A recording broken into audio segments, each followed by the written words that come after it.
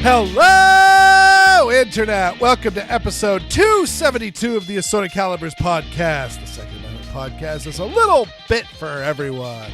I'm Weer'd, and tonight I am joined by, she's amazing, she's the greatest hostess in the entire universe, Erin Paulette. How you doing, Erin? Whoa. By the way, when you asked me if I was ready, I said no, and then you just leapt into it anyway. I was trying to take a picture, but fine, whatever. No, it's fine. It's fine. I do want to point out that the reason I did the It's Twoo, it's because when Weer'd, who is only barely literate, wrote the show notes, he actually wrote it out as episode 72, TWOO. And so I felt the need to do Madeline Kahn from Blazing Saddles. And my plan was, if I hadn't been trying to take a picture, right as he's about to do that, I would have posted that, and I wanted to get a spit take. But fine, whatever. No, it's okay. Just keep going. But well, that's a little gag. Back in the Gunblog Variety Cast days, I'd be recording my segment with Sean, and I would see Sean correct a spelling or a grammatical error on my copy of the script. And all of that, and I would read it the exact same way, and then it would just get deleted, and it would be gone, and no one would ever see it. And so I find it amusing to put little things like I have definitely written when the number 8 appears in the show notes, I write it ATE. And just to see if people notice or it bothers anybody. I notice and I'm bothered, but I don't even think it's deliberate. I just assumed it was your ADD/dyslexia/ incredibly poor grammar skills. Well, so my incredibly poor grammar skills, we do not have the technology yet that says, Weer'd, that's an incredibly run-on sentence, and puts a little squiggles underneath it. But we do have that's not a real word. And so when the show notes say it's not a real word and they get the little squiggles under it, that's fine. But sometimes I like the not a real word. So yes, it was intentional. Okay. And yes, I could barely read it right. So how you been, Erin?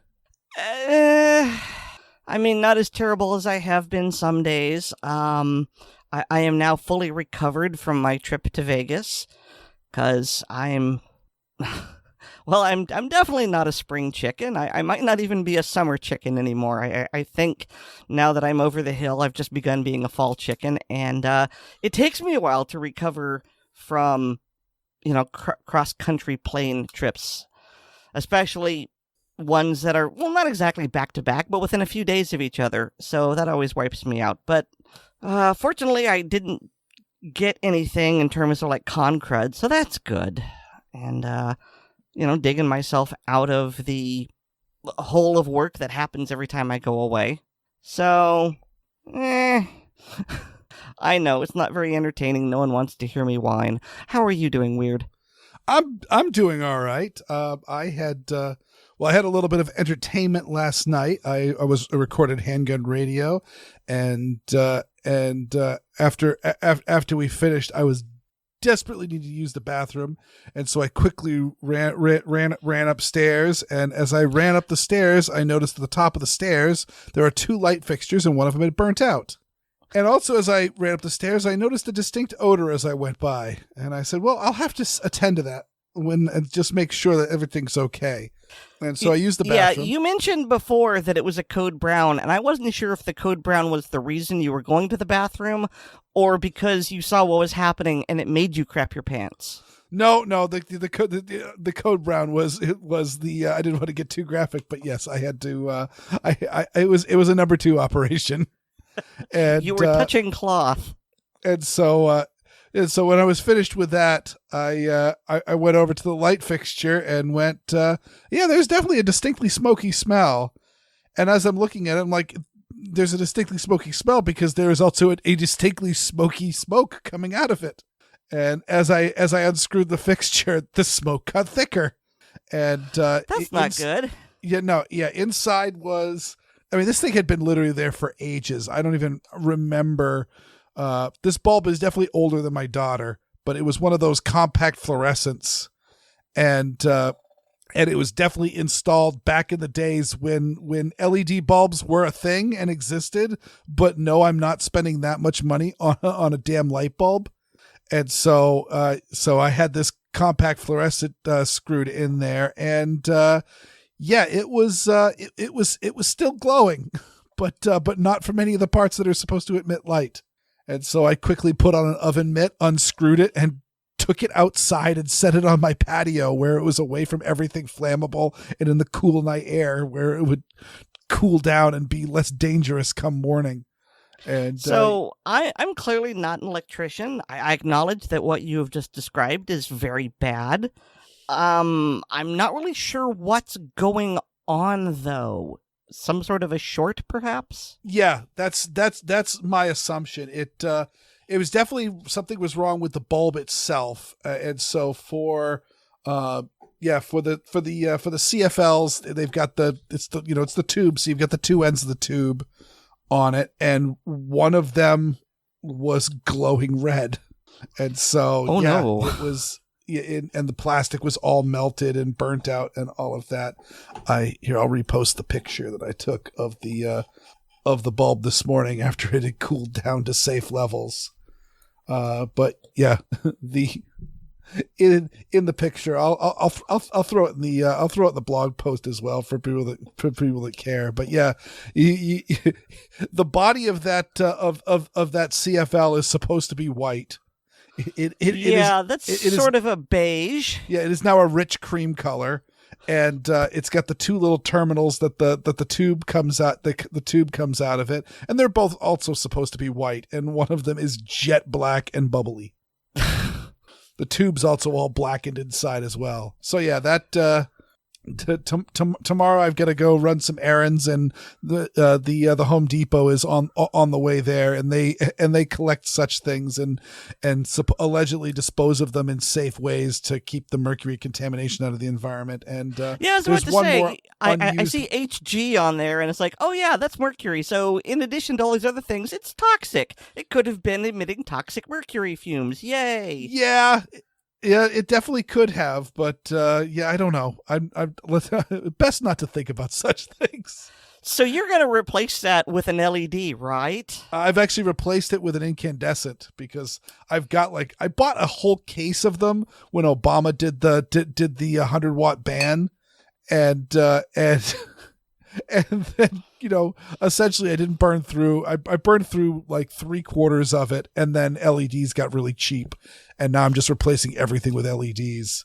But yeah, but also I dug around, and unless there's one that's like hidden somewhere, all of my little curly Q compact fluorescent bulbs, there's one more, and that's in the same bag with this burnt out piece of crap. And that's also going to Home Depot, and it's just going to be recycling because I am officially done with these. I never liked them much to begin with, and now I like them even less because if I had forgotten to turn that light off, this happens to be the one light that is oh crap, I forgot to turn that light off before I went to bed. That could have been a very spicy night. Mm-hmm. Because when I unscrewed it, it's one of those. It's a dark fixture, but no, it's still emitting light. Oh, that's not good. So yeah, that was my evening. I'm glad that went well, and again, that's another great example of situational awareness. Like if you smell an odd smoky smell, it's a good idea to figure out where that comes from. Yeah. And Aaron, you just posted a picture, and that is your little craft board. So I assume that's yours. That's an LCR 357. Yes, it is. Tell me about this. Have you had it for a while? I don't really know. So here's the thing. This was originally I believe my mother got it, and I'm trying to remember how long ago it was and why she specifically wanted one.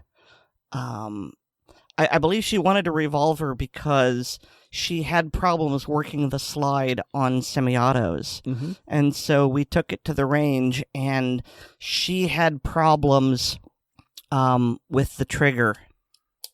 Not that it's a really tough trigger, but because it's...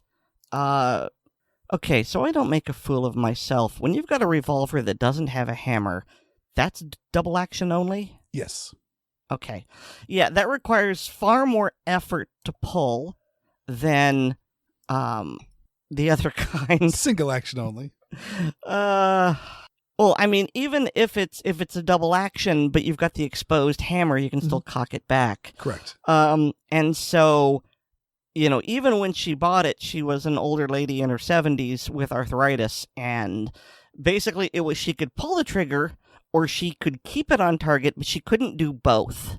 And so she ended up this is not for her. And it ended up going to me because, I've got stronger fingers because I don't have arthritis yet.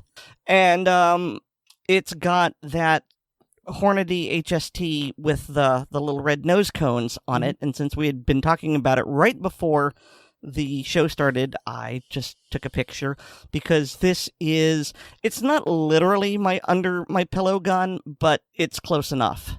Yep. And are those full 357s? Yes, they are.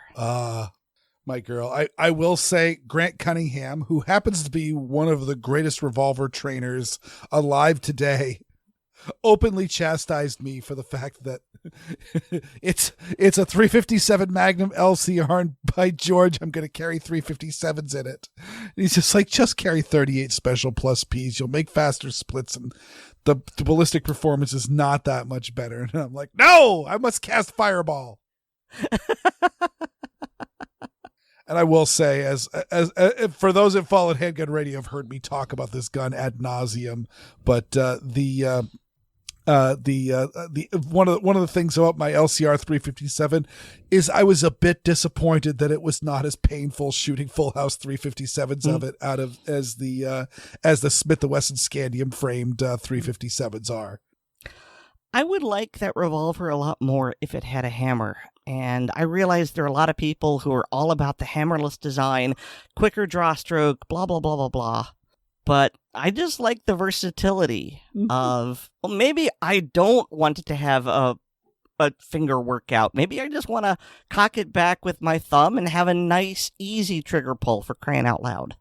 Well, then what you are looking for is the LCR-X, which I don't know if they make them in 357. They definitely make them in 38. But look at that, Aaron. It's a that's the 38 special one. But there it is. It's an LCR, and it's got the exposed hammer. Okay. But yeah, no, I am firmly all about the and they also make one with a longer barrel and a larger grip frame that's kind of more of a backpack gun. Ooh. Yeah, they're nice. Look at that. I don't know, and I don't think they make it in 357. Well, why not? I don't know. I'll have to look though. Well, I've just found. I mean, you know good and well, I'm not truly into revolvers, but I like the look of that one. Yeah, I mean it's a cool design. I mean, I've been telling the people at Ruger for years I would love for them to essentially blow up that gun to the size of the GP 100. And so have it be a 6-shot 357 full frame, but have it use the polymer chassis and that really, really nice trigger system. And for that one, I would definitely also go with the exposed hammer. The big reason why I don't like the exposed hammer in that is because I throw that in my pants pocket, and that the little channel that the hammer is riding, and it just gets filled with pocket lint. And so it really doesn't do any advantages. Plus, it's one of those, like, you paid extra for double action, so use double action. I think I've shown you the picture of the much larger revolver that I I guess you can say I inherited from my father. Mm-hmm. Okay. I didn't know if you remembered that or not. Yeah, Smith & Wesson. I forget which one it is, but yes. Well, let's see if it says on the frame. There's lots of markings on the frame, but I can't see a model number. I'm trying to think of where it might be. Actually, one place you might find it is open the cylinder and on the inside of the crane. Aha. And here's the problem. I can either speak into the microphone or I can look at it because I've got the bad vision and I need to do the old lady, raise my glasses and squint. So this is going to be awkward. Just speak up and I'll fix it with the magic. It looks like it says mod 19-3. Okay, it's a model 19-3. So that's a K-frame 357 Magnum, and is the third generation of that. Okay, and they are it's awesome. My barbecue gun. And yes, I did find they do make a Ruger does make the is it 3-inch? What's the barrel length on that? Yeah, they do make the 3-inch 357 Magnum LCRX. Oh, that's neat. So yeah, Mom tried to take it to the range a few times, wasn't happy with it, and then I tested the Keltec PMR 30, and while she still had problems racking the slide, she had a much easier time dealing with, the trigger and the recoil, and well, with 30 plus 1 rounds, who needs to work the slide? Speaking of that, they also make I think, is it they make a 6-shot 22 Winchester Magnum version of that as well. The LCR comes in all the hipster calibers. They got in 327, 22 Winchester Magnum, 38, 357. What about 44 Super? I mean, that would be 44 Magnum, but well, okay. Ooh. There's some type of pistol caliber, hipster caliber, that starts with the 4 and has Super in it. Well, there's 45 Super. Oh gosh, I was off by 1. Yeah. Flog me 50 times with the limp noodle. I mean, all right. I'll go put a pot of water on. But yes.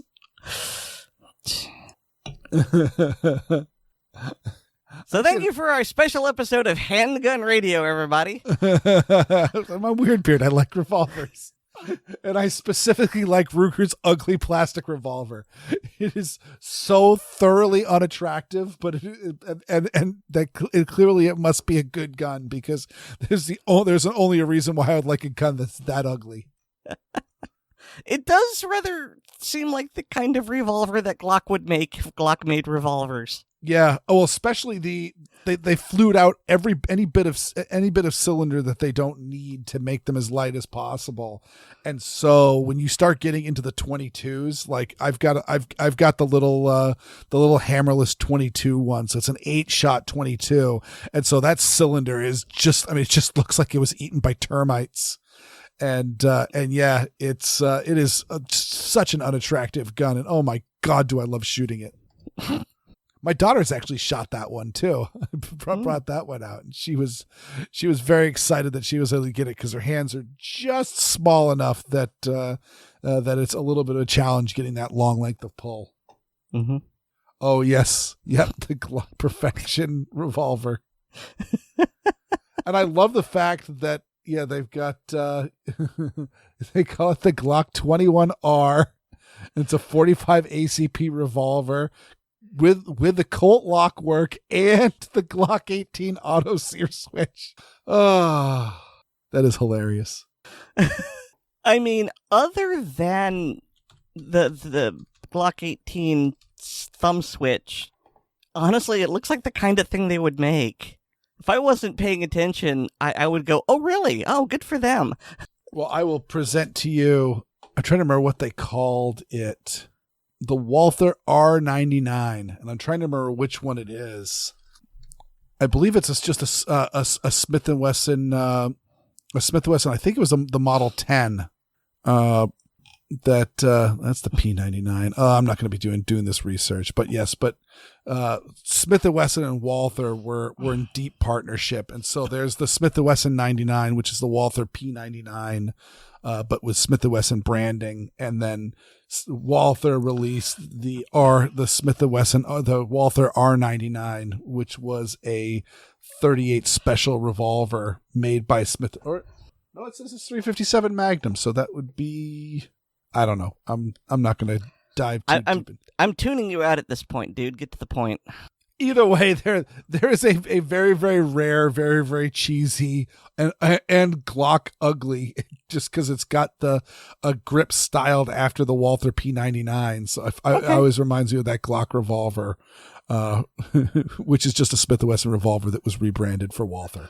So what I want to know is, what do you think about the Medusa Model 47? Ooh, I'm trying to. Jeez, I don't remember the barrel being that attractive. I mean, the Medusa is, as Ian says, it's not as good an idea as you think it is. Because the bottom line is, is as a general rule, if you've got cartridges kicking around, they're more than likely. For those that aren't aware, the Medusa is the revolver that was set up, designed that it could shoot a very, very wide range of cartridges. And if you look up Forgotten Weapons and Medusa revolver, Ian really does a deep dive where he's like shooting 30 Tokarev out of it. And it's actually working better than some of the cartridges that are supposed to work in it. Like, I think 30 Tokarev actually shot more accurately than 38 Super. I was looking up the link when you mentioned it. Yeah. Yeah, that's a interesting one, but yeah, no, the Medusa's cool. It's just they're very, very rare and very, very expensive. So it's not, and all the reasons that make it desirable really aren't that impressive to me. So it's never really been a grail gun. But like the important part is Ian shooting 30 Tokarev at a steel target for a Forgotten Weapons video is just the magic sauce that the world needed. I think he got 32 ACP to fire in it. Like he got a whole bunch of stuff to fire in it. Whether or not it worked well or it caused problems is another thing. But I mean, I saw the video once a long time ago, and there were some of the smaller things that were just basically bouncing down the barrel and way off target, perhaps even keyholing. Well, no, some of the keyholing ones were some of the 9mm cartridges that should have engaged the rifling, but either kind of did or didn't quite. Oh, okay. Like it shot revolver cartridges just fine, but I think it was either 9mm Luger or 38 Super or something like that just wasn't catching the rifling right and was keyholing. And I'm trying to remember what happened with 32 AC, but I remember specifically he shot 30 Tokarev expecting it just to be a complete mess. And he actually hit what he was aiming at, and he actually loaded a few more in, and it actually fired just fine, and he had no idea why that was working. Because again, 30 Tokarev is the 308 bullet, so it's not getting anywhere near that rifling. Oh yeah, you were posting. There's a reason for all of this. I got completely sidetracked. Aaron posted the meme a while back, and it's getting bounced around constantly of the woman saying dating someone with ADD is like microdosing Wikipedia. I mean, kinda. I want to talk about the history of revolvers, but instead, Aaron, you were just showing me your Hornady Critical Defense 357s. Yes, and this is in reference to last week we were talking about our favorite carry ammo, and you mentioned that you liked those because you liked the little squishy polymer doodad in the middle of it, and I mentioned the fact that my 357's loaded with gold dots. And you say, well, why doesn't Gold Dot fill their cavity with a squishy polymer? And Sean Sorrentino sent me a text message to say, "Do the Gold Dot G2." And well, Aaron, I'll let you say your standard reaction. My standard reaction? No, your reaction is you were disappointed. You wanted to see a pointy, squishy tip. Well, yeah. I mean, I have to look at it. It's like, okay, yeah, I can see the polymer fill, but yeah, I was expecting some sort of perhaps not multicolored, but brightly colored plastic nose cone on it, and I acknowledge it's very silly of me. I will still investigate the gold dot because I'm not going to let silly aesthetics stand in the way of good ammunition choice. But it would just have made me happier if they had had a little plastic or rubber or polymer or whatever nose cone on it. Well, actually, so now I just found the pictures in the article that's in the show notes is definitely a more like glamour shot production photo, and so I was looking into it, and I found these pictures here from an ammo seller, and so it here's a really good picture. I don't know which one that is, but yeah, it doesn't when you look at it in these close pictures, mm-hmm. It really looks like they probably poured some molten stuff into the cavity. And then let it harden. So it kind of forms into the contours of the standard gold dot, and it's not, it's kind of an opaque color. And so therefore, it really looks like somebody poured molten wax into there and let it harden. Mm-hmm. Which, may not be too far from it if it doesn't have too high or a problematic melting point. And I will assume that Speer did extensive testing of it. Oh, look at that. That one's almost glassy. It's not loading, but either way, I think that's the reason why is it's designed not to be seen particularly easily, but again fills up the cavity so it doesn't clog with clothing or like building materials. Mm-hmm. Because obviously you get the whole shooting at drywall. Is one of those big ones that ammo manufacturers like to test on, because if you're shooting at home defense and you miss and your hollow point ammunition hits the wall, well, the gypsum board might actually clog the cavity, and then it'll turn into a full metal jacket, and then it'll just start straight line punching rather than starting dumping its ammo into the building materials so it doesn't hurt anybody beyond it. Mm-hmm. But either way, it's a thing that exists, and I'm a huge fan of again the Speer gold dots and the Federal HST ammo, and this one they do make a 45 ACP 230 grain plus P going at 950 feet per second. I assume out of a 5-inch 1911, and that makes me very happy. It's like a little baby dump truck. It's very heavy, and it's got a little bit of a hustle in its step. I don't suppose they make one in 380. I believe they do. I do specifically mean the G2. Yes, I believe they do. I forget what the rating is on it, though. Okay, I'll have to investigate that. Actually, just do a quick search. No, that's all right. I'm not gonna scroll through their whole catalog, but by all means investigate. But I was looking through it, and I found, I mean, they make a 5.7 load for it, so they must make a 380. One would think, yeah.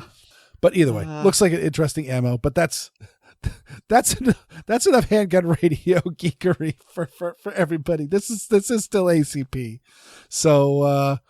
Yeah, let's move on to this next story, of which is it's a big bummer, but it is so the headline that I grabbed: former police chief in North Carolina and North Dakota among 5 people indicted by DOJ for conspiracy to illegally buy machine guns and other regulated firearms. And so the short version of this, and I will confess I'm not completely conversant with the law, but the way it works is that if you are a police chief, you can write what's called a law letter saying, hey, I would like you to send me this particular machine gun so that I can demo it for my men and decide whether or not to buy it. And what happened was these 5 people, including the police chiefs, after receiving these machine guns, decided that they were going to keep them for themselves, or perhaps sell them to other people. Break the law. And while I think probably all of our listeners can agree that the Hughes Amendment is garbage, still, if you want to stay out of jail, you should follow the law, especially the people who are tasked to enforce it. And so this was bad, and it was newsworthy, but when you drill down, it gets so much worse, because one of the other people indicted, and in fact pled guilty, was Larry Vickers. Mm-hmm.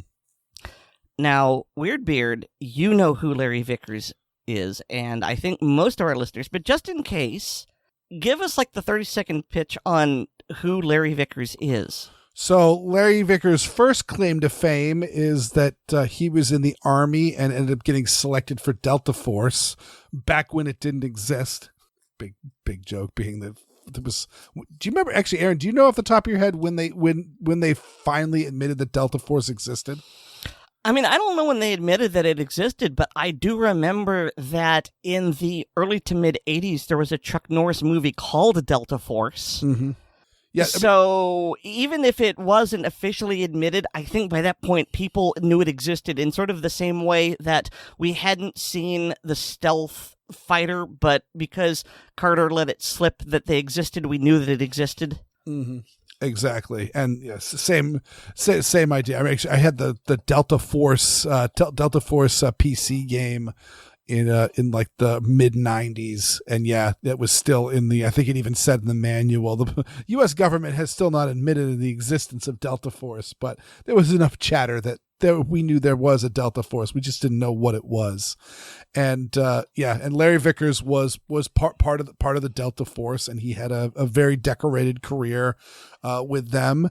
And then he has since left and since was separated from the Army, and has done many business ventures in the firearms industry, such as training and consulting and helping with designs and things like that. And of course, I will say the thing that I like the most is he has the Vickers Guide series of essentially, gorgeous collector item coffee table books, of which I own the 2 1911 sets, and I paid. They are not inexpensive, and they are worth every penny you pay for them. Oh my God, they're gorgeous. They're really, really, really nice books, and actually. Ian McCollum is close friends with Larry Vickers, and he actually uses some of the photographer that photographs for the Vickers Guide is used for many of Ian's books for Headstamp Publishing. Mm-hmm. So Vickers is perhaps up to this point, a well-regarded figure both in the firearms industry and by firearm owners, and This is bad. Mm-hmm. So Vickers has been arrested for several things, and one of them was he facilitated these police chiefs and other people getting the machine guns. But that's not the worst part, because I think his role in the machine guns would only get him like 5 years. I mean, admittedly, it's a felony. It's bad. He would lose his ability to own firearms, much less his FFL and SOT. But the real problem here is that he was indicted, and I believe he pled guilty to this as well, a conspiracy to violate, what was the term here? I believe it was an embargo. Yeah. Yes, violate an arms embargo. And the first thing that made me start digging into this, because, yes, here we go. He pled guilty to a conspiracy to violate U.S. sanctions against a foreign firearms manufacturer between July 2014 and March 2021 in the Southern District of Florida. And so when I see U.S. sanctions and Southern Florida, I immediately think Cuba. Mm-hmm. And so I go, okay, this article doesn't say anything else about this. I want to know. And I start Googling, and it's not hard to find. It just wasn't in this linked article. There is a much more comprehensive article in the show notes. And yes, I know it leads to Truth About Guns. A lot of people don't like that, but it's written by Lee Williams, the gun writer. So you know that it's going to be good. And there's been a shakeup in Truth About Guns. I was one of the lead people that was very, very butthurt about Truth About Guns when Robert Farrago was at the helm of it, and some of the bad actors that were working under him are still there, and so it's still not my favorite website in the world, but it has been cleaned up quite a bit. Mm-hmm. But anyway, I did some digging, and apparently what's going on is that Vickers was working with Kalashnikov concern. Now, I want to point out two things. First of all, that the United States put up a Russian arms embargo in 2014, I think. 2014, It was when the Russians invaded the Crimea, and we put up an embargo on them. And I also want to point out that there's a difference here between Kalashnikov USA and what's about to be mentioned here. Kalashnikov USA is, based on my understanding, a United States-owned company that manufactures the AK patterns here and things like that. They aren't what we're talking about. Vickers was working with Kalashnikov Concern, which used to be known as Izveshk, the people who made most of the Nagants alongside Tula. And what they wanted to do was to basically bypass the United States sanctions, not just by importing firearms and firearm component parts from Russia, but also wanting to set up their own company called American Kalashnikov. And Vickers was going to be the director of firearms testing and evaluation. And so this investigation, I'm not really sure when it started, but it definitely continued on through 2021. And some people who are more tuned into this than others will remember that in 2021 is when the ATF rolled up on Vickers and confiscated a lot of his firearms because he had allowed his SOT to expire. And now it seems like this is the more to it, because this isn't a recent thing. It's only because, the actual court proceedings have become unsealed, I guess, as a result of him pleading guilty and the others now facing indictment and trial. I'm probably missing something important. I'm about to hand this off to you, Weer'd, but this is really bad because, to a certain extent, I can kind of... I don't know if I can say I can forgive, but I can understand because, again, we all agree that the Hughes Amendment is BS. But this is different. This is knowingly evading a sanction that was put upon a country that invaded another sovereign country, and then they went and did it again last year. And I don't know what Larry was thinking. I know that he's had problems with cancer, and I don't know if he's worried about his finances. I don't know if the cancer and or the chemotherapy has altered his brain, where he thought this was a good decision. I don't know. It's very disappointing to see someone who was such a towering figure, both in the industry and in the hobby, to have had something like this happen. What are your thoughts, Weer'd? Yeah, I mean, my thoughts are exactly of that. Of the NFA and Hughes are awful and bad, and I mean, these people. The bottom line is that these guys are just getting cool guns.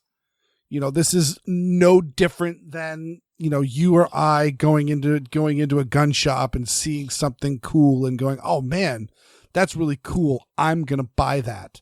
And because there is these litany of laws and restrictions and stuff around that, certain things are cool and exist, and we may want to buy that, but we just can't.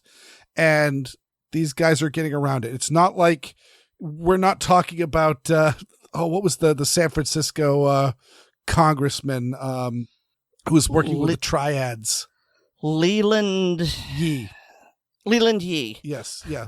I have trouble remembering him, but I remember Shrimp Boy Chow. Yes.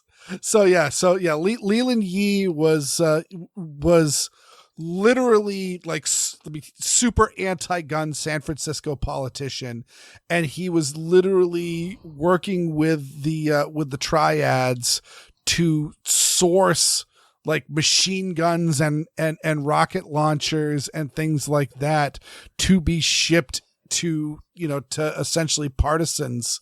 And so like he was literally brokering arms deals with bad actors. And this is not what we're talking about here. This is gun dorks doing gun dork things, just on a much more obsessed and less good judgment situation. So this is all victimless crimes.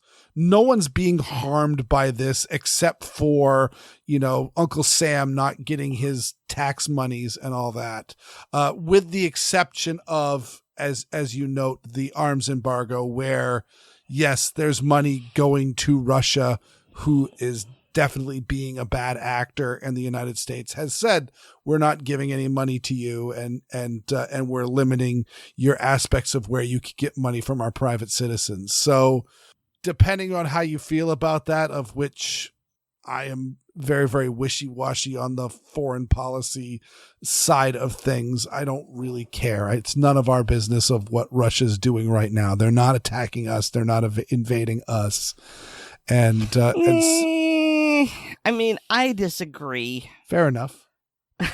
And I'm not going to get into a long political diatribe, but it's a case of, when one country aggressively attacks another country for what appears to be plainly expansionist reasons, I have a problem with that.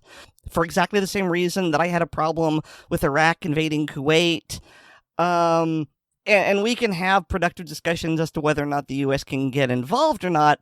But, I mean, I care. So when you say you don't care, well, I disagree, but... Fair enough. Either way, it's a very, very messy situation, and as I mentioned last week with Massachusetts pushing of a essentially everything ban, where it's just this really disgusting gossamer of restrictions on gun ownership in the state, and it's the official policy of the Gun Owners Action League to just don't comply. Just don't follow it, because you just can't. You can't. Either you can stop being a gun owner, or you can disobey this law. And I will say that such statements are not without consequences, and this is one of those consequences. And unfortunately, the one side of it is that, hey, if you get caught carrying a firearm in a public space, but you don't have the express permission from the owner of that public space to carry that gun, you are now illegally carrying that firearm. Well, you could challenge that in court as an unconstitutional law. And that's for the good of us. I don't see this as it could be challenged constitutionally and has every right to be, but it's one of those that's a steeper slope than I think that we're at right now in this moment, where we're still arguing about whether or not you can concealed carry in 50 states. So it's okay. You kind of lost it's a shame. Me. What does the okay? Wait, you kind of lost me. I'm not really clear what the Vickers case has to do with Massachusetts and Goal. Oh, I'm just saying these guys were clearly blatantly disobeying the law. This is not a situation where I don't see how any of them didn't know what they were doing when they did it. And so, but it doesn't strike me as civil disobedience. It just seems like it's just regular disobedience. Mm-hmm. And so there might be a civil disobedience angle to it, but I don't see that is the point I'm trying to make. And it's a shame that it had to happen to someone who seems like such a nice guy as Larry Vickers.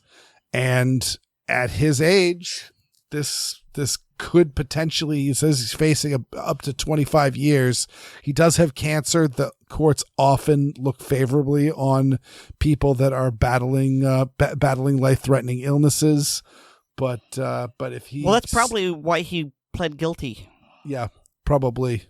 But yeah, so when he was raided and it was talking about, oh, Larry's currently battling cancer and all that, like stuff gets out of hand. You lose track of things. Bills sometimes get unpaid, and when things go crazy. And so it's one of those like, oh, did he mess up and miss some of his paperwork because he was concerned more about his health than all that? And that's what this is all about. This is just a paperwork infraction, but it does appear that this is the tip of a much larger iceberg. And my heart goes out to Larry and his family for all that they are going through. And I don't know any of the other people that were brought down on this, but again, it all seems very, very innocent in the level of they were just getting cool guns,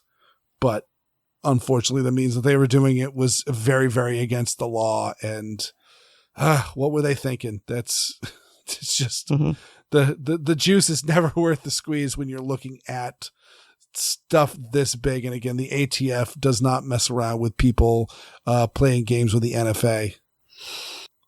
So, speaking of playing around, I guess. Yes. And I'm going to sound very jaded because this is good news, but, well, it's good news, but. So, St. Benitez of the West, who declared the magazine ban in California unconstitutional, has now declared the semi-auto ban unconstitutional. And it's following exactly the same pattern as the previous one. Whereas it got all the way to the Supreme Court, SCOTUS sent it back saying, review this in light of Bruin. And then Benitez ruled the same way. It got to the district court, and they're going to do some in-bank shenanigans. And what I feel is that the exact same thing is going to happen, because Benitez, predictably, but correctly in our opinion, said, yeah, the California assault weapons ban is unconstitutional. Mm-hmm. And we know that California is going to appeal. And the Ninth Circuit, I tried to say circuit and circus at the same time. The Ninth Circuit is going to, they're probably going to do the same in-bank shenanigans, and I don't know what's going to happen. Maybe it'll go up to SCOTUS, maybe it won't. To me, it just feels like second verse, same as the first. Over to you, Pollyanna. Yeah, no, you're not wrong at all with that, and that's to be predicted. California got to be, with all these crazy restrictions, the way it did. It's the same thing with here in Massachusetts.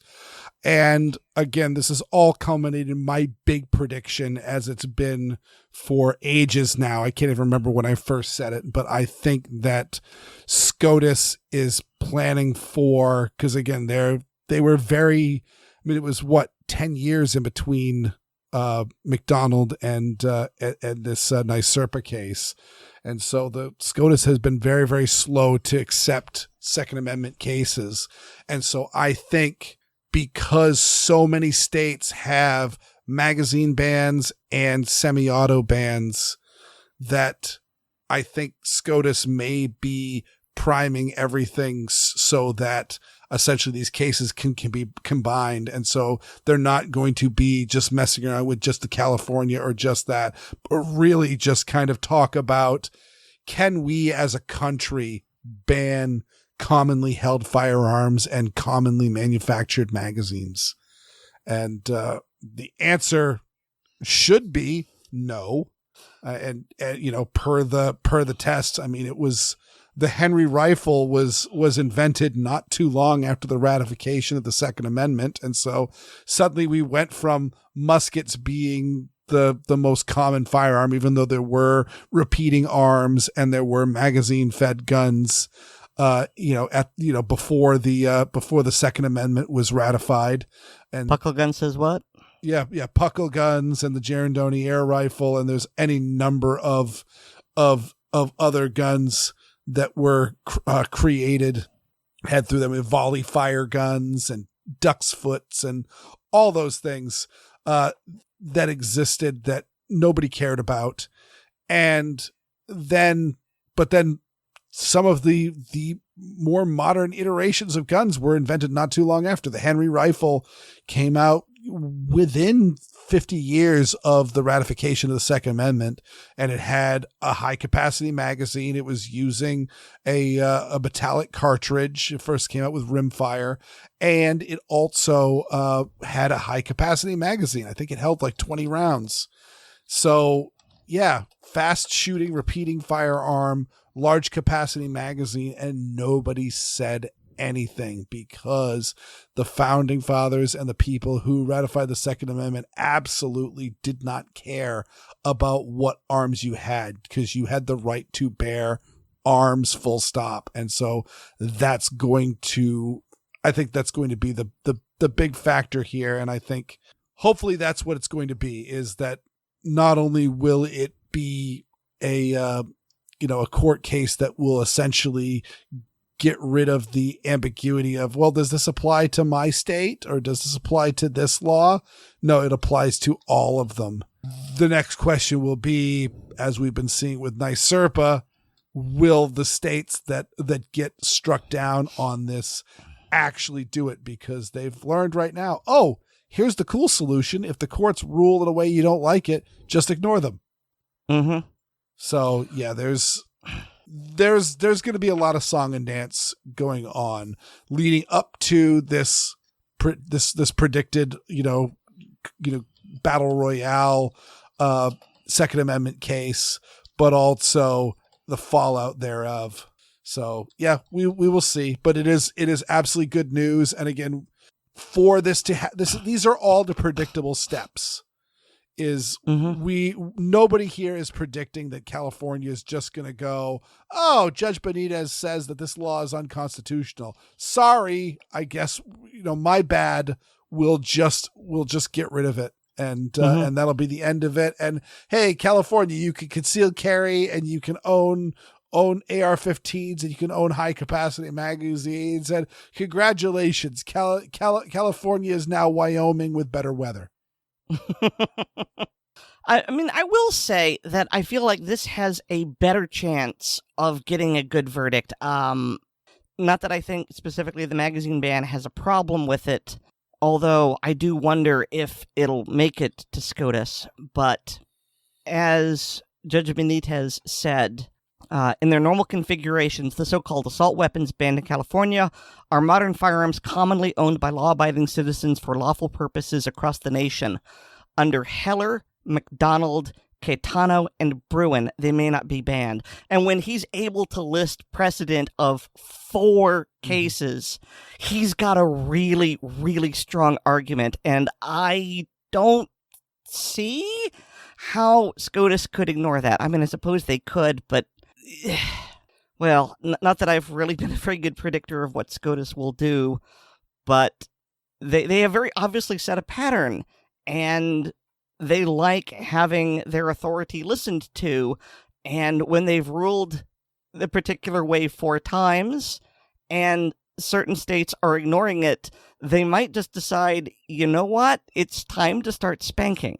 And I think that I also think that, and that's why I think they are setting up the pieces for the battle royale, because of course we have I think it was, I'm trying to remember, I'm not a Supreme Court geek, and so I can't keep track of all the balls in play. I'm definitely much more of a law guy as far as like what laws are in place and what laws are being challenged. But I believe, I believe it's Maryland's assault weapons ban case, and I think, I'm trying to remember where the status of I think the Massachusetts one is also kind of just in a holding pattern of they went through, they were upheld by the local the local circuit that predictable of the, you're in a deep blue anti-gun part of the country, so therefore most of the judges in this area are going to be deep blue anti-gun, and so so therefore they're going to say, no, of course these laws are constitutional, we can keep them. And so it's kind of just in a holding pattern, and there hasn't been any talk about the Supreme Court accepting them. And I am seeing these different cases that all have the same aspects to them, being bans on modern firearms and bans on the number of rounds that can be held in a magazine. I see them all lining up kind of in a conjunction, which I think will be a combining case, because I know that the Supreme Court doesn't have to hear each case individually. They can take cases that are similar enough and combine them all together so that they can hear multiple cases at once if they're all talking about a very, very similar aspect. And this is absolutely what I'm seeing. And this is absolutely something that we need, because again, there are people that see this. I mean, Joe Biden is still talking about we need an assault weapons ban, and he's the president of the United States. He's talking about another federal assault weapons ban. I just covered the Bloomberg documentary on the doctors calling for a federal assault weapons ban and saying, "Oh, it's easy. It's been done before. We just need to do it again." And it's one of those, no, we should have never done it in the first place, not do it again. And so, this is something that we need. And I wonder if, the court is going to be a little less restrained again because of this gathering storm of we keep ruling and you guys keep ignoring it, and we keep having to do more court cases on this. We're not equivocal here. I mean, not that you have any way of predicting this, but it is interesting to ponder whether they're going to keep, because you mentioned lumping cases together. Mm-hmm. I didn't know if they would perhaps decide that, well, this is all Second Amendment, and so we will lump magazine bans along with assault weapons bans and just have a big, giant Second Amendment case, or if they will keep magazines separate from assault weapons, separate from concealed carry. I believe in the case of Maryland and Massachusetts, definitely Massachusetts. With Massachusetts, our assault weapons ban is literally the text of the 1994 federal assault weapons ban. Like, it literally references, U.S. federal law for the wordings of what is banned and what is not. And so and that law was an all package deal. It banned certain firearms in certain configurations, but it also banned magazines of a certain size. California is a little bit different because they had, I can't speak exactly. I thought for sure they had an assault weapons ban that did magazine bans and all that, but then they came out with a secondary magazine law that essentially was saying, that just gets rid of the grandfathering clause and just says you just can't own those at all. So therefore it was its own separate case because it was working a little bit differently. But certainly many of the assault weapons bans out there are both bans on semi-automatic firearms, but also bans on magazines. So I think for sure they're going to combine it. The question could be, there's also several handgun roster cases where they're saying, you can't own these certain firearms because they don't meet certain testing standards or all of that. And it's certainly not outside the realm of the possibility that they could also just say arms are arms, leave them alone, and also thump in the firearms rosters as well and just saying, look, we're challenging all of it. I don't know. That would be impressive in the fact that it would be combining a whole lot of cases. And I don't know the history of combining cases and how many cases they combined, but that would be, we're talking Voltron now. You said thrump, and I am charmed because I know what you did. You confabulated throw together and lump together, and you got thrump, and I like it. Okay. Well, I know it was an accident. I'm not making fun of you. I legitimately like thrump. Well, it was an accident, but it's a happy accident. So yeah, I just posted that thing because I don't know if you want to mention it or not, but Biden's talking about nobody needs a gun with 100 rounds in the chamber. It's like, Slow Joe, do you just not know how guns work? Yeah. And well, I mean, all of these instances that we're hearing about over in Israel, we'll be talking more about that. But yeah, where it's one of those why do you need that much ammunition? Well, when it comes to angry mobs, be them terrorists or street criminals or rioters or all that, sometimes there's a lot of there's a lot of people that need shooting. And so there's a reason why cops carry so much ammo, and why are we any different? Mm-hmm. So speaking of cops, I put this story in here because this is something that pops up on my Weird Audio Fisks all the time, and I always point out. So there's one thing that gets thrown around that kind of ties into the gun violence political sphere that isn't bans on firearms or the rights of lawful citizens, but it is the programs with these gun violence interventionists, and they're most often people who are affiliated in some way with the criminal element in the area, and they are essentially tasked to find people that are having disagreements, finding people that may have been shot or shot at, and work as a mediator to de-escalate the violence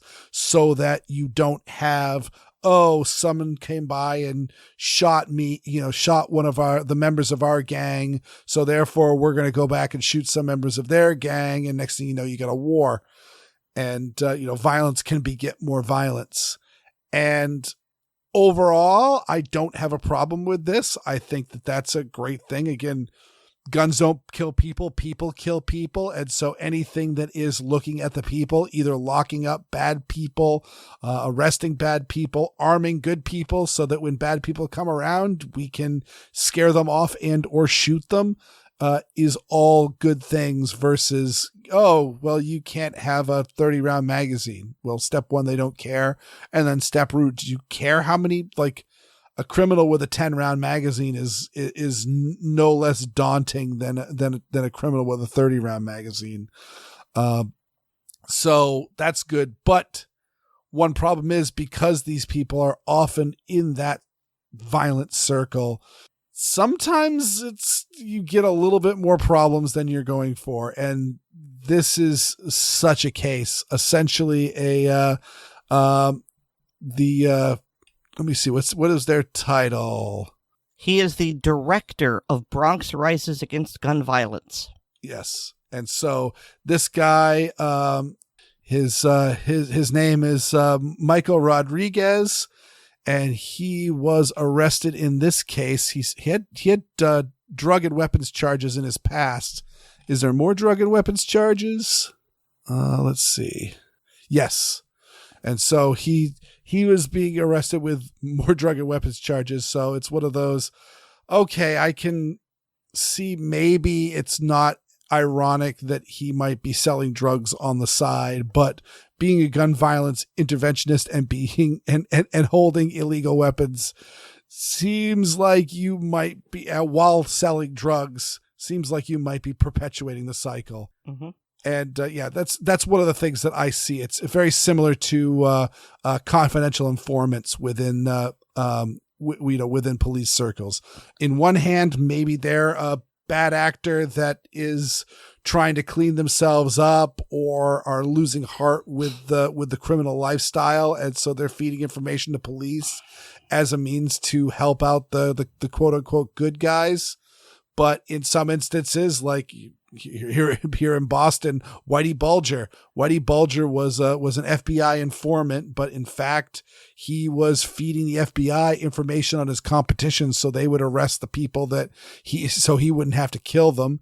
And then also he was members of the FBI involved within his criminal organization. And so there are actually corrupt FBI agents within the Winter Hill gang working with Whitey Bulger. So it can become a very, very messy scenario. So overall, the idea of we'll attack the violence rather than the hardware that's used in the violence.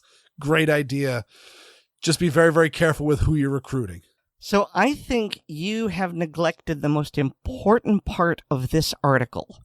As I usually do. And so this article, written by Cam Edwards at Bearing Arms, he mentions that when you look at Rodriguez's plea deal, it appears that all of the gun-related charges he was facing were dropped by prosecutors in exchange for his admission of guilt for supplying cocaine. So New York, both city and state, has a plethora of gun control laws, and you would think that this is the perfect time to use them, but they weren't used. And so instead, this head of an anti-violence group was able to plea bargain solely to drug charges. And as Cam says, and I agree, it's almost like the state's extensive gun control regime isn't meant for guys like Rodriguez, but to prevent lawful New York gun owners from exercising their fundamental gun rights. And yeah, that's I missed that because I just gloss over. That is the nature of these. I mean, we see it so often with states that are cracking down on lawful gun ownership while rolling back laws against illegal gun possession and violent crime. It's very, very clear. I mean, this Massachusetts law that came out, they were, at least in its previous iteration, they're being very, very quiet about it overall. But in the previous iteration, the defenders of this awful, awful law that's working its way through various parliamentary malfeasance, was deemed as a safety law, as a law for cracking down on illegal crime, and yet there was not a single word in it whatsoever that targeted bad actors, that targeted violent criminals, that targeted people who were engaging in career criminal activities. Instead, it was just going after the lawful people that were breaking no laws, but now all of a sudden the laws were changing, so now they just created the crime for them to be breaking. And so this is absolutely the way. They really, I think the anti-gun people need the criminals, and they want the criminals because street violence is what scares people into demanding action, and the action that they state is going to be gun control, which again feeds the flames of the street violence, because if you can't fight back against the against the violent criminal element, well, it's just going to encourage them. Mm-hmm. And so the cycle continues, and they can just keep demanding more gun control. And you start having places like New York City and California and Massachusetts and New Jersey, where it's just more and more and more gun control law keeps getting lumped on and lumped on and lumped on. Well, meanwhile, the states that have very, very low crime and extremely permissive gun laws, like northern New England, Maine, Vermont, and New Hampshire, they're just fine. They don't care. It's no big deal. So it's clearly not the gun control laws that are driving the violent crime. So in related news, both government screwiness and gun control laws. Up in Canada, so you may or may not remember that there was a mass killing in 2020. I don't fully remember the details, but one particular individual killed a Mountie and stole their truck and just killed a whole bunch of people. And as a result, Trudeau announced that there was going to be an assault weapon ban. And so Canada set up an amnesty period whereby you could turn in your forbidden weapons and presumably get some money for them. And that turn-in period was going to last until the end of this month, October 2023. Well, that deadline has now been extended, according to the Canadian press, and they're delaying it for 2 full years until October 30th, 2025, which, coincidentally enough, is after the next election. Mm-hmm. And I was under my understanding, I posted this text one and I skimmed the bit of it, but I was mostly listening to Ian Runkle talking about it. I kind of got the impression that they don't really have the framework to actually do the buyback. And so instead they were promising that they would open up a buyback, but they haven't yet. And so instead they're kind of encouraging people, if people want to kind of balk and just bring their guns into the local police to have them destroyed, well, that'll be easier because the gun's gone and they don't have to give any money for it. But I believe they don't have the framework for the buyback yet, and they were planning on getting to it, but it hasn't been shaping up in time. And also, as an advantage is now, again, they have the ability to keep it as a bugaboo over the electorate's head. Well, I mean, that's one way to look at it. Maybe that's correct. What I thought they were doing was, we realize this is a hot button issue. We're going to wait until the election has occurred and it won't affect people's re-election chances, and then we'll implement it. And then hope that the voters forget the next time the election comes around. Probably that will also work as well. It's shenanigans. Yeah, not the fun shenanigans. No. I mean, it's one of those, like, it's good that this amnesty period is extending longer because it certainly gives Canadians more time to challenge things and work with things and maybe rally for, better elected officials to pass to stop this with passing laws. But at the same time, it is still Canada. So, they don't have a Second Amendment. They don't have the protections that we have. Everything that we were just talking about with the magazine ban and the assault weapons ban, they have none of the protections that we have for that. And we must not forget the gravity of that. Didn't Canada have a long gun registry that lasted for 10 years and then they scrapped it because it didn't work at all and just sucked up money and time? That is correct. They still have a handgun registry that I believe also doesn't work and is just sucking up time and efforts, but baby steps. I mean, Massachusetts has a full firearms registry. All of my guns are registered. I mentioned when Maura Healey was still our attorney general and she had her little edict that essentially said, yeah, the guns that you bought in good faith from local gun shops in accordance to the letter of the law. Yeah, no, they did it wrong. I know the law better, and those guns are illegal, but we won't arrest you. Yeah. But they know where they all are because when you buy them, they're registered and it's tied to your name and it's tied to your permit.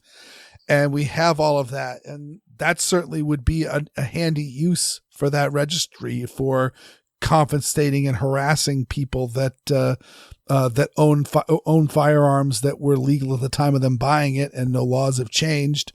But it's certainly never used for crime prevention. Canadians, I'm rooting for you. Yep, I'm rooting for you as well. And I mean, my Pollyannaism can only go so far, but I hope a lot of the stuff that's going on will help wake you guys up so that you can see exactly how perilous things are getting with these. But then again, we're seeing the Israelis are rolling back their firearms laws, but it's not like they're, doing anything that we would consider reasonable, or even Californians would be considered reasonable. Mm-hmm. And now on to this news story that is worth noting. The continuing saga of Alec Baldwin. I think did we talk about when this was hinted at? I think so. We've talked a lot about Alec Baldwin, Yeah. and no offense to you, but I'm sick of it. Really, the next thing I want to talk about is his conviction. Mm-hmm. Yeah, but essentially, the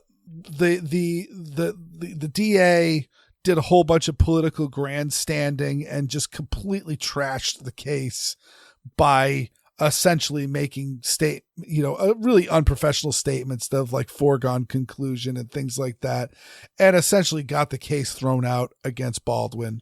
But since it was not a conviction and all that, he's still under the same amount of jeopardy for the death of Helena Hutchins. And so now they are reconvening and essentially recharging him with involuntary manslaughter, which I think is a very, very appropriate charge for what he did. And we will see how this plays out. It'll certainly be interesting to see what the prosecution says, because I mean, Alec Baldwin made some very interesting claims in stating that essentially the actor isn't expected to be the armorer and handle the safety of the firearm while on set. But at the same time, Alec Baldwin's been pulling triggers on movie sets for a long, long time, and even directed a film in the 2000s. So therefore, he's been behind the camera. He knows how these things work. And the fact that he was sitting there in that pew drawing and pointing a live firearm at two living human beings. Well, let's not also forget that he is, in addition to being an actor, the producer or one of the producers of this film, which means that he is the boss of the armorer. And I believe the armorer wasn't on set that day for some sort of reason. She was outside. He was inside of a church where they were shooting the scene. She was not allowed in because this was still in the middle of the pandemic, and they had restrictions on how many people could be in one given area. And so therefore she was not allowed. She was considered a not essential employee for that. And so it was the assistant director that was actually serving as the physical armorer at that time. Well, I mean, as producer, he might have had some clout over that, but even if he didn't, one of the reasons that we have people in charge is that they are there to take responsibility. And even if the armorer screwed up, the person who is her boss and oversees her has some degree of culpability. And if that same person is the one who ended up killing someone, he looks a lot guiltier, at least in my eyes. Mm-hmm. Oh, and there's one other key fact here that's going through. There was a rumor that was spread around for a while that the revolver that he had shot them with was broken in some way and potentially could have been malfunctioning. And that's one of the discussions is, did he pull the trigger? Well, number one, we have images of him drawing the firearm with his finger on the trigger. But also, it's later gone through that, yes, the revolver, as it was presented to the court in evidence, had a broken, I can't remember if it was the hammer or the sear was broken, but one of the key components was broken.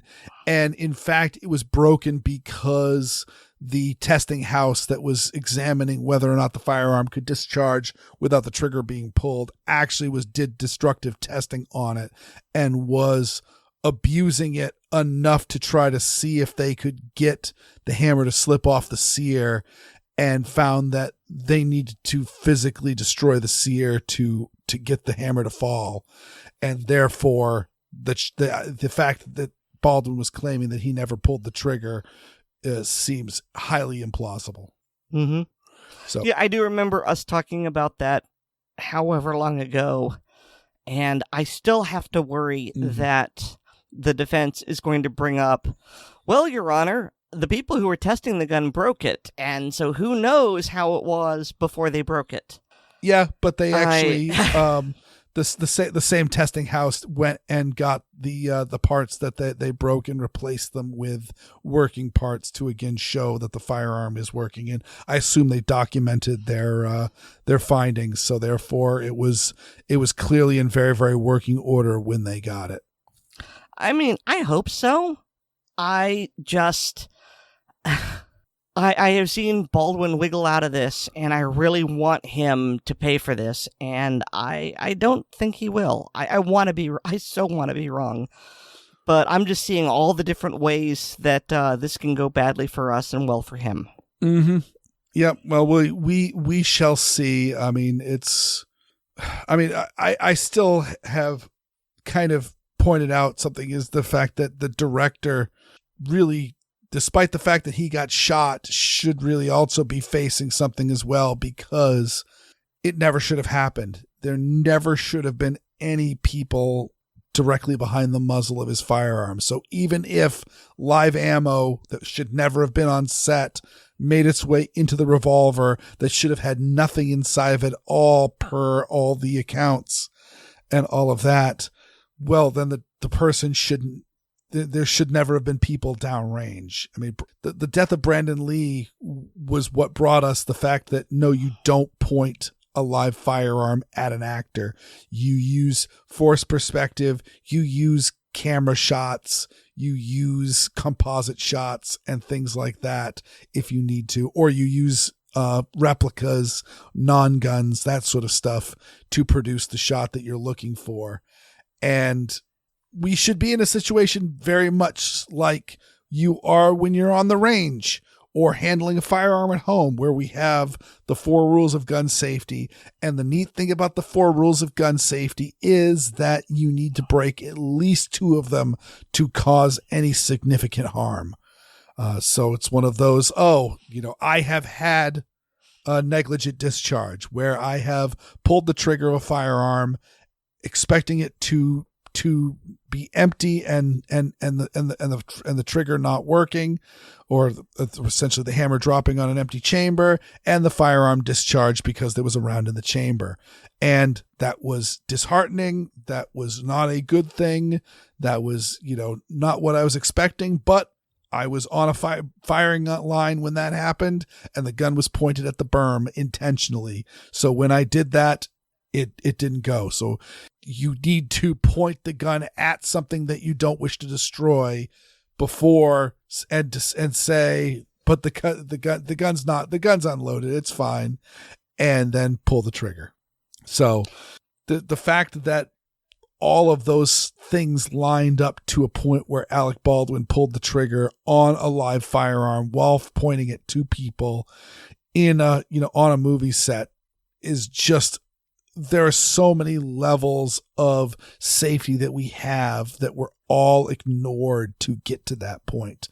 And so I do think heads need to roll, but again, we will see. And Alec Baldwin may be a famous enough head to not roll. Well, I do want to point out that you said that the director or assistant director needed to pay, and the assistant director, David Halls, did plead guilty to a gun charge. Yep, and he was the one that handed a loaded firearm to Alec Baldwin, and so therefore he pled, which was probably the smart move. And I believe he may actually end up testifying against Hannah Gutierrez Reed, the armorer, in her trial. But the actual director who was shot is the one who I'm thinking about. Is the fact that, again, he was the person who set everything up. He set the camera up. He set all the angles up. He set Alec Baldwin up where he needed to be. And at no point in time did he say, this is a really stupid idea. Well, I mean, we've talked a whole lot about his hypocrisy. Yep. And how he doesn't need to know gun safety because he's so much better than us. Yep. But we need to know gun safety, and we need to have mandatory training, and we can't have certain guns and we can't have certain things, when he clearly doesn't even know the very basics of basics. All right, you take this last one because it's just going to make me angry. Yeah. This will act as a segue into our again, another news heavy week. And so we're just going to be running a single segment, and this is a good segue into it. Is the title? This is a Tom Knighton article from Bearing Arms.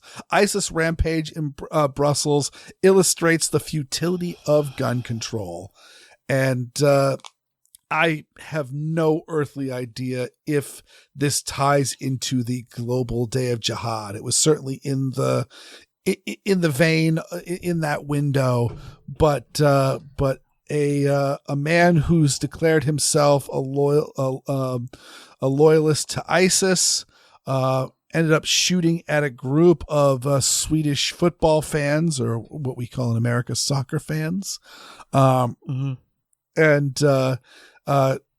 in Brussels, he allegedly had an AR style rifle, of which all of the United States articles like to talk about how the gunman got their firearm. Why is nobody saying, like, I imagine AR-15s are pretty hard to get a hold of in Brussels and or Sweden. But he was doing it in retaliation to the death of a 6-year-old Palestinian boy. I don't know anything about that story, and frankly, because of his behavior, I don't care. Okay, really, really, really briefly. You had the Hamas attacks against Israel, and then you have a jerk in Illinois who, because he's paranoid about the quote-unquote global day of jihad, on October 13th, decides he needs to stab a 6-year-old boy to death because the boy is Palestinian. And he's scum and he needs to burn for that. And so then, according to this article, the shooter in Sweden decided to do that to avenge the death of the 6-year-old. And that's why this whole eye for an eye vengeance thing, it's blood feuds just perpetuate blood until one side is completely dead. And on a brief soapbox, that's why the police are important, because the police remove the feuding elements. You know, the state steps in and says, we're going to conduct the punishment so that the party that we punish will blame us and not the victimized party. And so, you know, feuds won't continue. But yeah, this is just a classic example of why feuds are awful and they just perpetuate more and more violence. That's the short version. Yeah, and I guess I just didn't realize that this is, I mean, I'd heard about that story, but it's one of those, this is in Belgium, the victims are Swedish, and the guys from, where did I say he's originally from? Is he from Lebanon or? Not important. But he was, I can't even get my head around like the logic behind all of this. But the key factor is that he had an AR-15 in Belgium, which I don't think you can easily do. And they have a lot of restrictions because Europe and the EU and all of this stuff. And no one's really talking about how he managed to skirt around these deep-seated protections. And of course, one must note, we need to have these laws in place for our safety. Well, this isn't even the first time that there's been a terrorist attack in Brussels. And so just in recent years. So as Tom Knighton or whoever wrote the title towards this one, this illustrates the futility of gun control. It absolutely does. You ban all the guns, and guess what? You can't ban the concept of guns. There will always be more guns, and whether they're 3D printing a piece of crap just to get a few shots off, and if nobody else has guns, I guess you're fine. Or they're going through back channels and getting a hold of military hardware or imported stuff. And it's just going to be a massacre. If no one can fight back, then what good do gun laws do at all when the gun laws are sidestepped. The shooter was from Tunisia. Okay.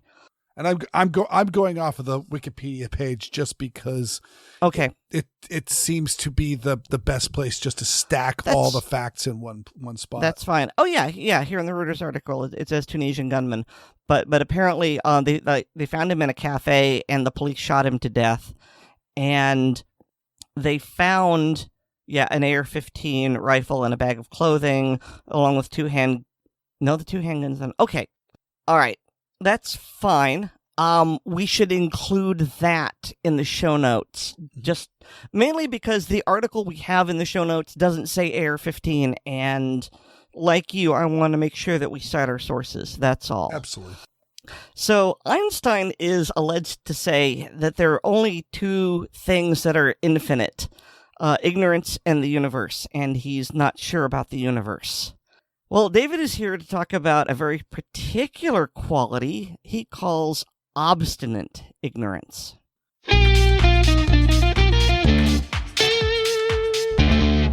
Hi, and welcome to Gun Lovers and Other Strangers. In this segment, I'd like to talk about the common human behavior I call obstinate or determined ignorance. This is the characteristic we see all too often where someone refuses, in the face of documented and confirmed facts, to allow themselves to be reasoned out of a position they weren't reasoned into in the first place. I'm sure our listeners are aware of the most recent attack in southern Israel and the atrocities committed there. Many are also likely aware of the leaders of that horror calling for a worldwide day of violence on Friday, October 13th. Thankfully, it seems very few zealots decided to answer that call. According to the FBI, as well as other sources, Jews are the #1 targets of hate crime in the United States, with the second-place winner not even being close most years. For example, in 2019, the latest year for which data is available, there were a total of 1,521 hate crime incidents reported in the United States, resulting in 1,715 victims.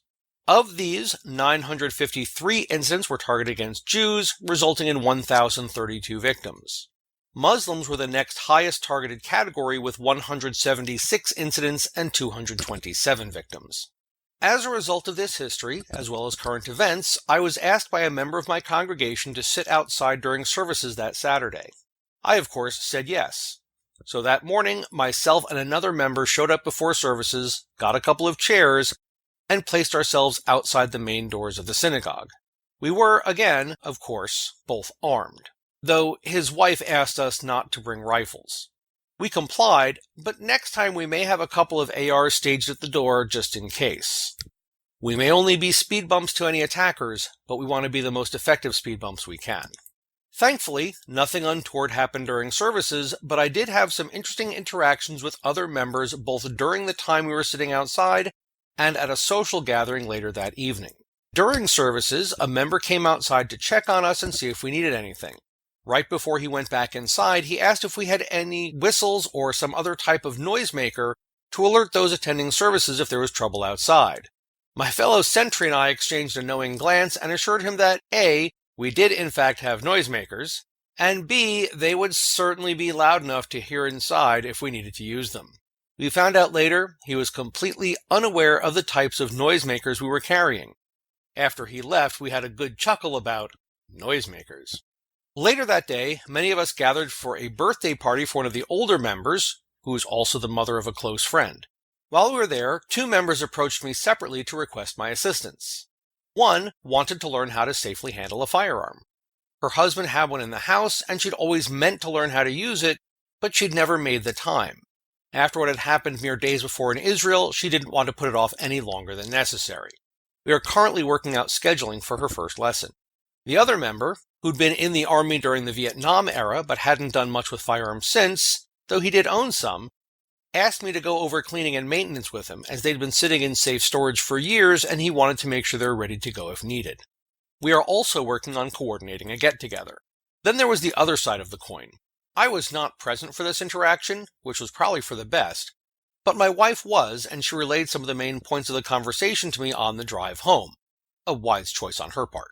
One particular member wasn't happy there were armed guards outside temple during services. She felt it was somehow sacrilegious to have firearms present at a place of worship and peace. One of the things mentioned was the temple has a contract with a security company for armed security during major holiday services, but not the regular weekly services. This is a small congregation, and even affording the expense of security for the major holidays is a strain on the budget. There's no way we can afford to have them there all the time. In addition, she claimed she'd done the research, and guns caused more harm than good, so we didn't need them there. If there were any problems, we could just call the police. I don't know if anyone pointed out that the police would bring guns with them. What was mentioned by several people was that her information was wrong, that emergency services would take at a minimum 10 to 15 minutes to respond, and that by the time they got there, any harm would have already been done. As one person put it, if there was an attack, the police would just bring body bags. She was initially confused by this statement.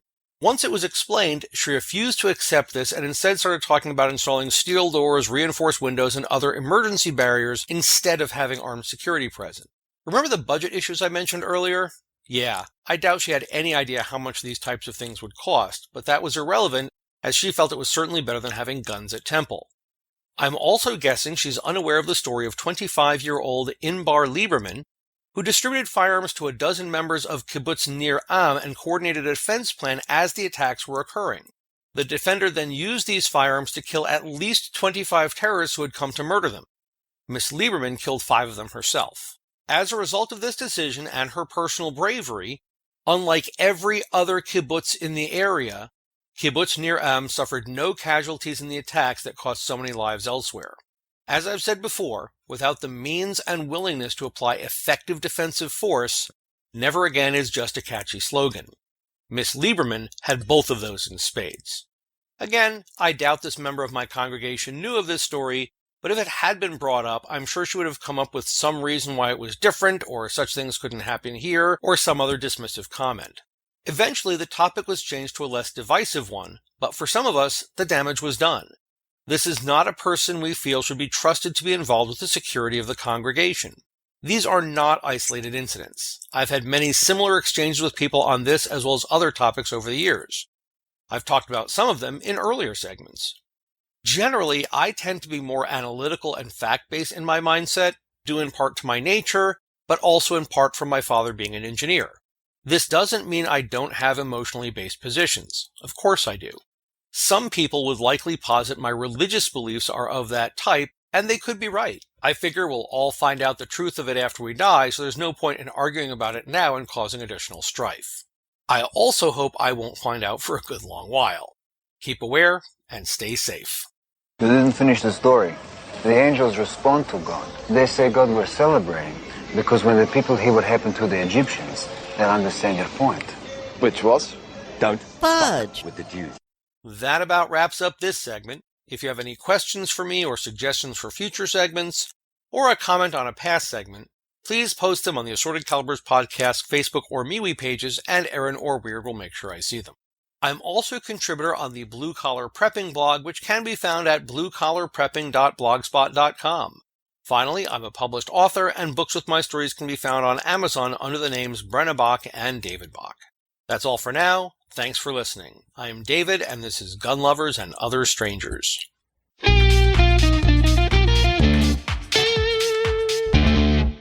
So I chuckled at the whole, oh, do you have whistles? Do you have noisemakers? I don't know if I could have kept a straight face. Yeah, that's... Oh, believe me, honey, you'll know. Well, I think I wonder if it's just they just didn't know. It's just we got noisemakers. We'll be making plenty of noise if things go bad. Yeah, the impression I got is that this particular well-meaning person didn't realize that David and friend were armed.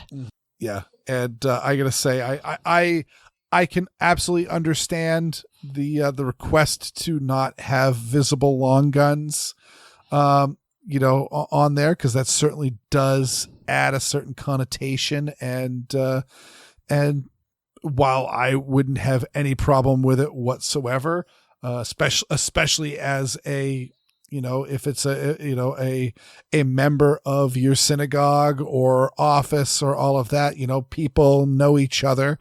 My neighbors have absolutely said in some instances where things got a little scary super glad that we know that you have guns, and it's one of those. Yeah, that's things get bad, but it's one of those the times when things have gotten bad for me.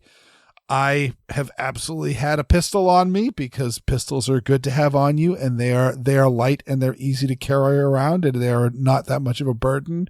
But when Boston was on fire due to Antifa riots, and when Rise of the Moors was causing the town to go into lockdown, my rifle was by my side because, if things are going to get hairy.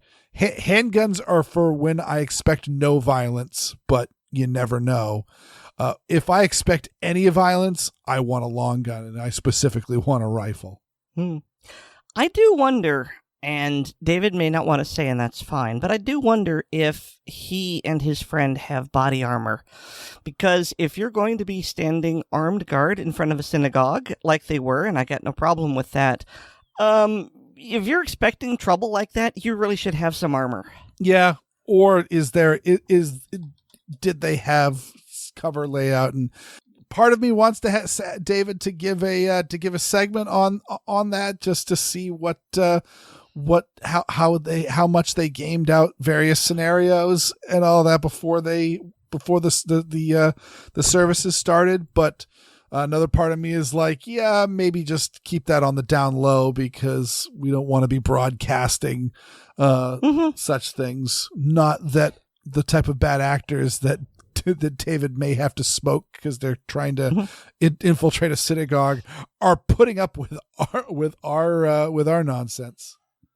I will point out for people who live in states where it is legal to own body armor, I got my level 4 plates at a place called Body Armor Outlet, and they have some very, very reasonable prices for very good quality items. So give that a look if you are so inclined. I may have to actually look into that. There's certainly one thing that I was thinking about when listening to this is with or other people talking about body armor, and it's one of those things of I've never actually been shot at yet, so. The body armor is about the same as the gun that I'm holding on to. I carry a gun every day, but I've never had to draw it and use it. And so it just starts getting into levels of is the juice worth the squeeze? So yeah, but at the same time, for when things start getting spicy, body armor is absolutely a wonderful thing to throw on. Oh, yeah, I'm not saying you should wear it every day, but if you're asked to guard a synagogue, that's when I think you should consider having some. Even if it's just, level 3 under your shirt. Yeah, no, that is an absolutely great point. And body armor is getting lighter and cheaper every day, so that is a good thing. Unfortunately, some places have decided to ban it, which is not a great thing.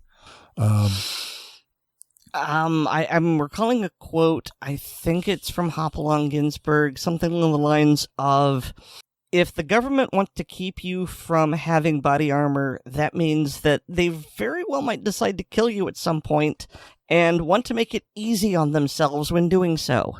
Yeah, that is Hopalong Ginsburg, and it's a pretty faithful interpretation of the quote, if not red letter perfect. And I gotta say, David brings up an interesting point on we're currently having this issue where people are saying, man, what's happening in Israel is awful. We need to, and of course, all the various, kibbutzes and local militias and all of that are rising up and protecting the people. The time you need to learn about firearms is when you don't need them. Learn firearms and become familiar with them at your leisure, and hopefully you'll never, ever, ever need them, rather than, there's, barbarians at the gate. There's shots being fired. You are in fear for your life right now. And now's the time when you get to figure out how to use a rifle, how to use a pistol. No, that's not a great scenario to be in. And if anything, these instances are showing us the the tax on Israel, the tax on Ukraine, this crazy guy in Brussels, various violent crimes that happen in the United States. It absolutely can happen to you, and you should really start acting accordingly.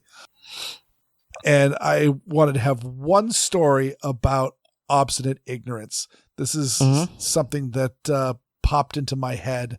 I know I've talked about it on like the ACP blooper reels. I don't know if I actually talked about it on the main show, but one of my duties at one of my jobs was to distribute some of the packaging that was arriving at the shipping docks. I was handling a lot of orders for the company that was going through, and so they just said, "Yeah, go grab a cart, and if there's anything that goes into the front office, bring them up to the people." It was a small enough company; it was pretty easy to do, and I delivered. It was actually the head of the legal department. I delivered a package to her. And she knew I had a knife on me and said, "Hey, can you open this package for me?" And so I reached into my pocket, pulled out my knife, deployed the blade, locked into place. And when it clicked into place, like, she visibly winced. And I then, cut the package open, folded the blade, put it away, and handed it over to her.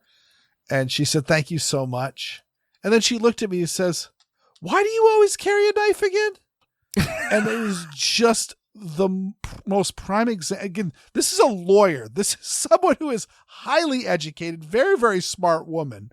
This is not just, some goofball. This is a very smart person, but she was just so conditioned. Again, she winced at me opening the blade because knives are just not things that people carry. That's not appropriate. That's not what people do. Where did she grow up? I've got to assume it was here in Massachusetts. I never really talked about, earlier things, but yeah, I mean, Massachusetts is a fairly knife unfriendly place, as well. It's not as bad as, New York City or all of that. I do carry a knife, damn near everywhere, but they're a pain in the butt about knives too here. And the idea that someone is just going to have a knife on them to cut things open is just not something that she gathered. And so even after she was asking me to use my knife for something that she needed to have done, instead of the logical thinking, at least what I would go through, of the, "Hey, I keep asking this guy to borrow his knife. Maybe I should buy a knife of my own. Maybe I should ask him questions of, where did you get that knife? I like that one." And that was literally how I got my first, everyday carry pocket knife. I was borrowing a buddy of mine's knife all the time. And eventually I'm like, I need to get one of those for me. And instead of doing that, they go, "Why are you always carrying a knife?" Because they're useful. I use it constantly. The times when I'm in places where I can't have knives, I'm constantly reaching for my knife and going, "Oh yeah, I'm in an airport. I can't have a pocket knife. Oh, I'm in New York. I can't have a knife here. Oh, I'm in Bermuda. Knives are bad." Okay.